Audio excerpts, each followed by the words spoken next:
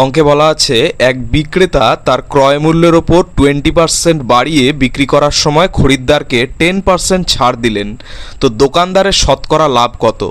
তো দেখো এখানে ক্রয় মূল্য কিন্তু দেওয়া নেই, তো ক্রয় মূল্য ধরি 100 টাকা, এর উপরে আরও 20% বাড়িয়ে বিক্রি করছে, তার মানে 120 টাকায় বিক্রি করছে। আচ্ছা, তারপরে বলেছে 10% ছাড় দিলে বিক্রয় মূল্য কত হবে।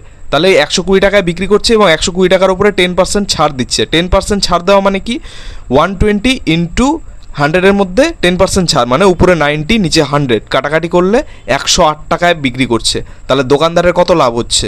ক্রয় মূল্যের থেকে মাইনাস করতে হবে লাভটাকে। লাভ equals to 108 minus 100 equals to 8 টাকা। দোকানদারের লাভ হচ্ছে 8 টাকা।